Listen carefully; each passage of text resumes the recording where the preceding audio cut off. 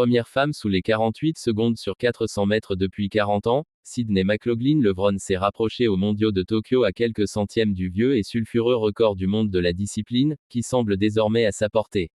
Déjà double championne olympique 2021, 2024, championne du monde 2022, et détentrice du record du monde du 400 mètres et 50.37, l'américaine de 26 ans est entrée un peu plus dans l'histoire jeudi soir en bouclant le 400 mètres en 47 secondes 78, la deuxième meilleure performance de tous les temps tout près des 47 secondes 60 de l'Est-allemande Marita Koch.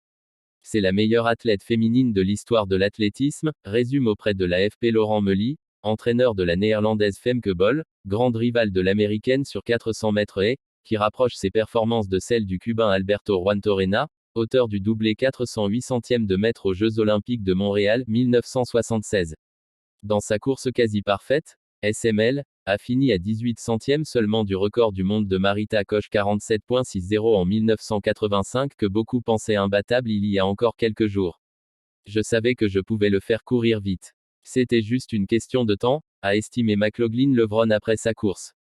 Établi par Koch sous le maillot de la RDA, le record date d'un autre monde et est entouré de suspicions de dopage. Jusqu'à jeudi soir, aucune femme ne s'en était approchée à moins d'une demi-seconde 48.14 par la Bahreïnie Salwa Eid Nasser en 2019, suspendue pour dopage entre 2021 et 2023.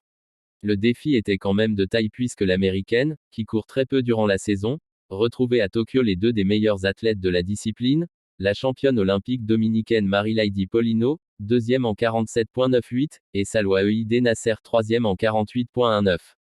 Elle n'a jamais affronté ces deux adversaires de la saison.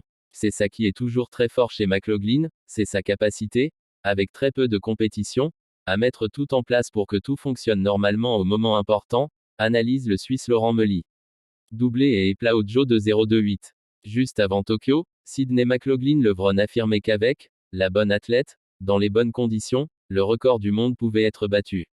L'américaine semble avoir encore des axes de progression. Jeudi, elle n'a vraiment fait la différence que dans le dernier 100 mètres, laissant présager des étincelles si elle prend encore plus de risques au départ.